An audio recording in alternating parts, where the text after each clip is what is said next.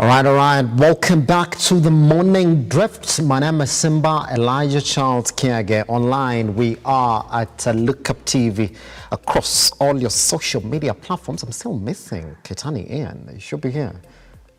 So we can get to do this together. But guess what? Let's tell you we'll be focusing on our newsroom diary today. I will tell you exactly what that particular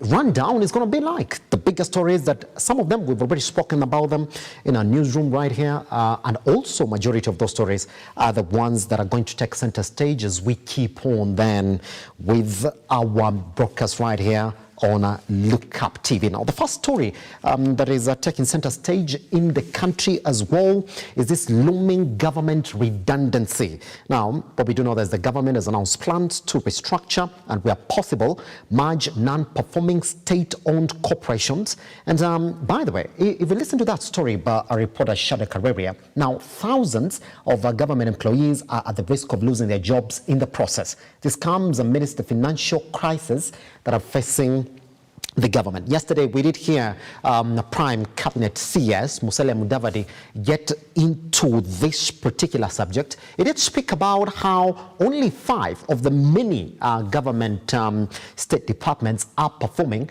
and it's a bit alarming, because if you listen to what he said, he did say that, well, the government has to look into other options other than just borrowing money to pay these salaries that have been on hold for quite some time. He said, well, we have to look at even merging these state agencies. And we do know exactly what follows after merging state agencies, that some people have to go home. The president has already spoken about this issue. He said he is steadfast on not borrowing for recurrent expenditure. The government has already expressed it is confirmation that indeed they are broke.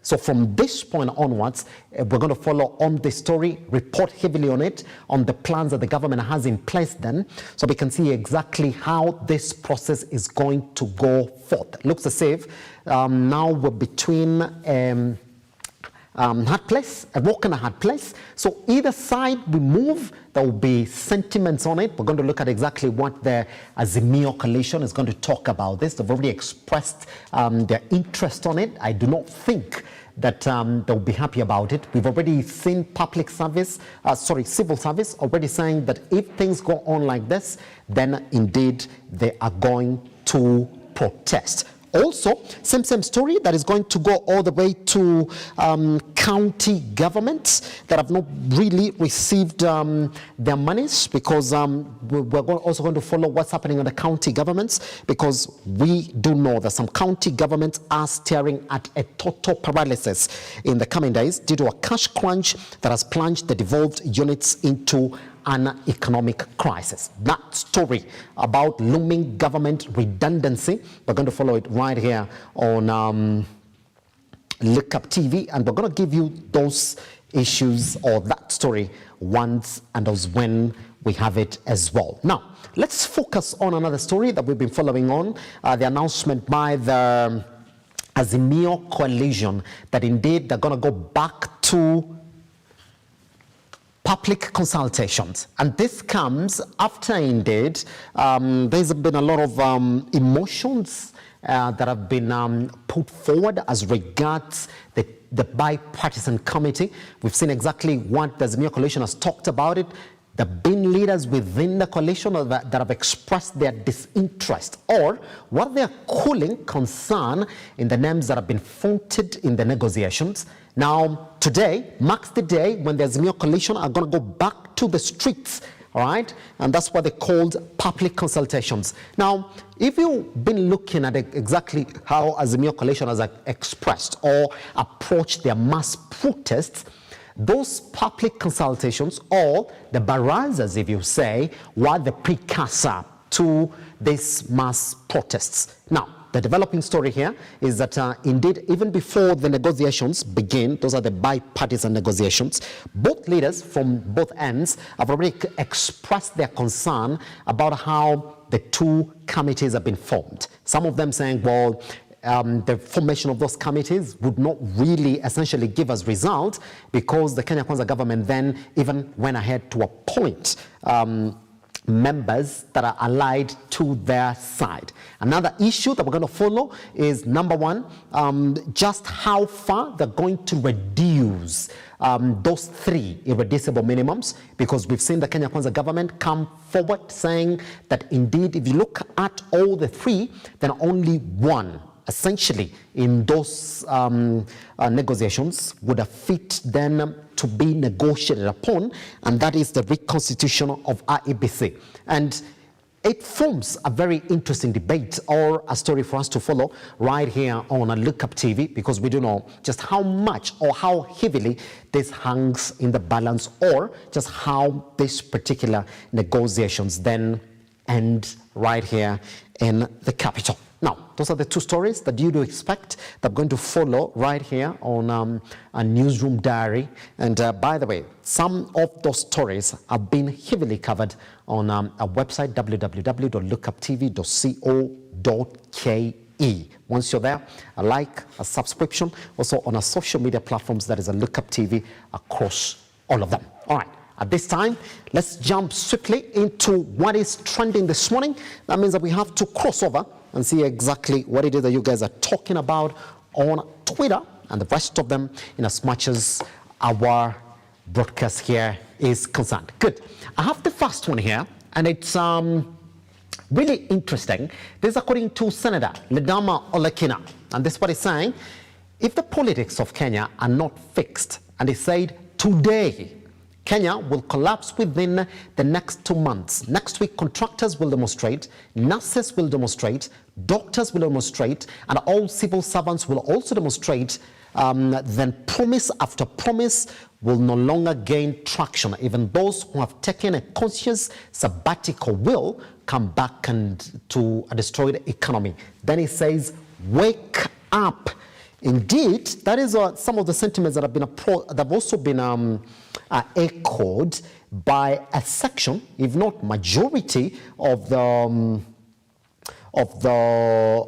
Kenya Kwanza leaders. And I'll read exactly what this is as well. Some of the comments around this particular one, just before we move on to what you are focusing on next. By the way, that sentiment that has also been addressed there by Senator Olekina essentially is sort of a voice that has also been addressed or echoed by majority of the Kenya Kwanza, of the Azimio leaders. Now, here's the thing. This is according to Dominic Ntogo, who's saying, it looks as if things are bad, sahi hakuna kuingia kwa mlango ya nyuma. That's a comment right there. This is one Washira who's asking, does fixing Kenya politics mean replacing one man by the name Raila Odinga and massaging his ego through nusu mkate? As we wait then for some of this bipartisan talks to continue. That's Philip Kiptoo saying any action taken should be lawful, peaceful, and aimed at protecting the interest of the country and its citizens. It's important to approach political challenges with a mindset of responsibility, respect for the rule of law, and a commitment to democratic principles. As some of the sentiments that are shared by Kenyans on that particular concern right there by Senator Olekina. All right, let's move on to the next tweet this morning. And this is coming from one Senator Nairobi, Edwin Sifuna. And this one is saying that in engaging Ruto's seriousness with the so-called bipartisan dialogue, he himself called for 3 things. Number 1, the insistence on a purely parliamentary process is a red flag. Number 2, the inclusion of Honorable Kenan in his team is absolute bad faith, and he puts that bad faith in a cabs and a slap in the face. And number 3, the refusal to do anything to lower the price of unga is a deal breaker. Then he says, ni hayo tu. Only thing he failed to add, ni hayo tu kwa sasa. All right. Now, by the way, when we look at this particular tweet from Edwin Sifuna right there, you have to take it a bit serious, because then if you look at the names that were fronted by the Azimio team, he is part of them. So even before the talks fully begin, you can see that some members in that team are already expressing disinterest or reading in what he said, and I'm quoting him, bad faith in even the appointments of the sides that are going to represent these negotiations. It's actually saying the appointment of Canaan as part of the team representing Kenya Kwanza would be bad faith, because then it will be sort of neutralizing the negotiations that are going to happen on the table. It's saying, bring your team, leave our members to be our members, because we don't know which side they are allied to. So when I look at some of the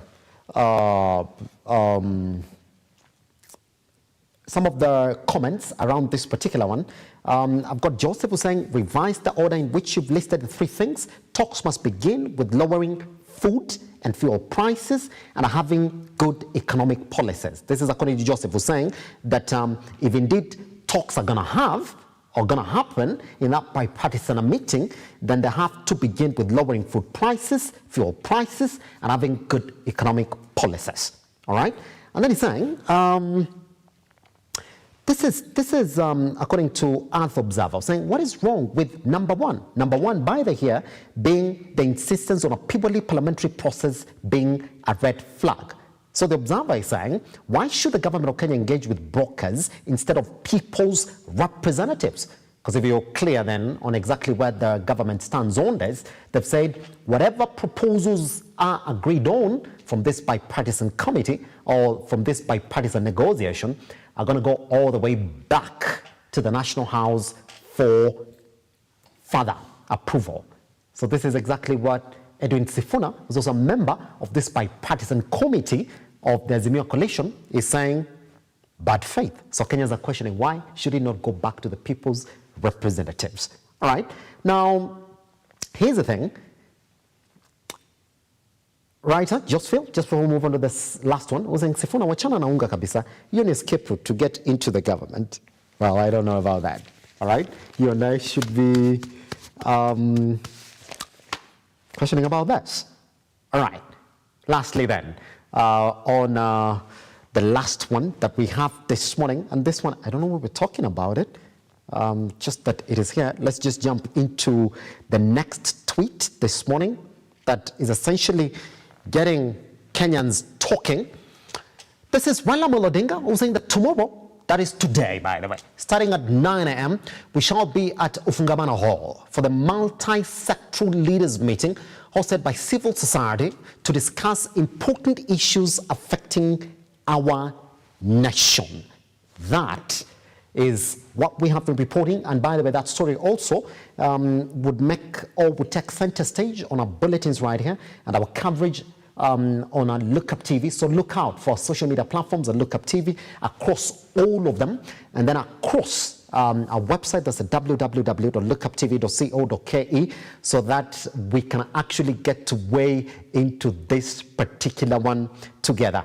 Also, that one could essentially also be highlighting what is going to be the focus of the Azimio coalition in terms of what next after the bipartisan talks. That's exactly what we've been saying, that if you look at how all the protests by the Azimio coalition have followed each other, we did see what they called public consultations before they announced the protest. So whether this is going to be a precursor, because they've already met that threat, certain, it's just for us to see, and one more reason that you have to stick around with us then, just to get more insight into exactly how the story is going to develop. Good. All right, let's move into the next one so that then we can also talk about it this morning. This is Dennis Itumbi, who's saying one thing, that Kenyan elections are manual. We vote manually, we count manually. The only true server is the ballot box. And they're putting it in caps. Now, the Supreme Court ordered a recount of ballots in random polling stations. And the results matched what we had or what was on the portal. Then he says, anyway, and tweet. Indeed, you will see exactly how now emotions are getting thrown around then in the conversation around the 3 irreducible minimums that the Kenya Kwanza side feels should only be reduced to 1 reconstitution of IEBC. Even the Azimio coalition then when the servers open, there's been a conversation around this area. And by the way, that's why this is a developing story right here on Lookuptv. It is one area that has elicited a lot of emotions from both sides, and it's just for us to see exactly what happens. That should then those talks center around those 3, and then it is unanimously agreed that the servers have to be opened, then indeed that presents the country to a different conversation. Because then the Supreme Court already ruled on it, and whether now we're going to have a different case at the Supreme Court, or whether indeed we need to have all the servers open then to the Azimio coalition, it is just for us to see. Because both sides are saying allegedly that we've never had the servers open for us to scrutinize, and we need them to be opened. According to the words of Raila Amolo Odinga, he said we need the servers to be opened up so that we see who was indeed the legitimate winner of the August election. Developing story. All right, let's move on to the next one this morning. That is getting Kenyans are talking, so we can get to see exactly what it is. I'm just waiting for it to appear right here on the screen next to me. Yes, last one, I hope. Yes, this is Dr. Miguna. Some people are saying, that's it, man. How are we talking about this morning? Now, this is what he's saying, a bright red flag. I hope she has a prenup and a will. Wishing her well. But then I gotta read this tweet that is sort of retweeted down here so you understand it. It was first tweeted by Francis Muli that I've been looking all over for the information about Akothe's husband, Dennis Schweizer, who's a mosh, apparently. There's nothing to be found, no education, no family, no online footprints, just a mysterious guy now serving as a chairperson for Akothe's foundation. I changed it to a chairperson for political correctness. I don't know what we gotta say about this, man. Miguna has already said about it, so it's no need of us talking about it. Anyway, Kenyans are talking about it, so I don't know. I don't know whether we should talk about it. You see, that's Kenyans talking about it. I've got no view on it. He doesn't fall in my side. Thank you. Lastly, then, let's look at where we are in as much as football is concerned. Now, for those who don't know, this group is essentially, actually not this group, but this is exactly how it is. It was yesterday, and this is exactly I was looking at halftime, and pretty much ended like this. Perfect scores in halftime that essentially ended to be the final result for what were the quarterfinals first legs of the Champions League. Now, Man City 3-0 beat Bayern, Benfica beat Inter 2-0, Real Madrid whipped Chelsea yesterday 2-0, and Milan beat Napoli 2-0. Now, conversation points. If we got to put it into perspective, then you might be saying, look here, that maybe when Real Madrid come back to Stamford Bridge, then something might happen. That's according to the Chelsea faithfuls. But you got to remember one thing again, that we're playing with this year. The away goal rule is not there. So if it goes 2-2, Chelsea have only to score 2 goals to force this into extra time. That even if Real Madrid score 3 and Chelsea score 3, then that game is essentially going to go to extra time. So interesting state of affairs there. But yeah, well, we do know it's already done and dusted. I don't think that you're going to beat Real Madrid cheap. got a red card, so he's not going to be in the next one. One of your best strikers who could have scored for you, Aubameyang, was never included in the Champions League squad. So just maybe according to Todd Boehly, they might win it, but I don't think that now Chelsea is playing for anything else this season if they did not really perform in the first leg. All right, now one to look for is Napoli SC, because we do know that Victor Osimhen, apparently, not according to me, according to all the football fans in the world who do not want to go look back at history, the biggest or the best striker in Europe right now, currently, well, my director is saying overrated, but he's not. He's not. Look at how many games it took to get to 100 goals. And then you compare Messi and Ronaldo and any other person that you might want to compare him with. He beat that number a long time ago. But anyway, running away from whatever is happening in my ears right now, is going to play in the return leg. So maybe Napoli still have a lifeline in the Champions League. But we just have to wait and see what exactly happens then and how it'll happen. Oof, it's been a long day here. How's it been? We're doing this alone is hard, but we've managed. All right, Chitani, wherever you are, we hopefully wish you the very best when you come back and help around here. For us, it's now time for us to go for breakfast, and a real breakfast in that sense. Guys, good morning and goodbye. I'll see you tomorrow. By the way, Muguru Kimani is coming back tomorrow. Big things happening on the morning show. That is morning show, guys. Morning drift. Why am I saying morning show? All right, guys. Goodbye. I'll see you tomorrow.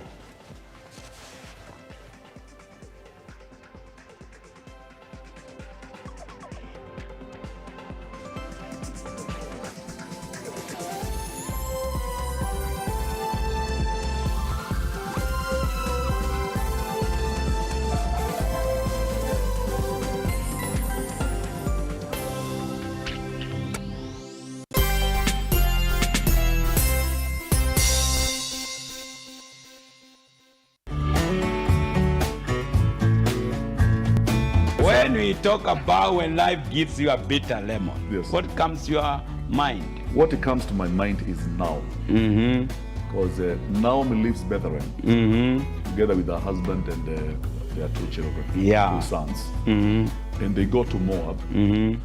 And they were running from famine, you know, because Bethlehem there was no food, and so they are going there. While they're in Moab, Naomi loses her husband and the 2 sons. There is always something. The purposes of God are always good. So even in the time of bad, yes, God is able to bring something good. When you find yourself with bitter lemons, the best thing maybe would be to make a lemonade. And as you take the lemonade, you...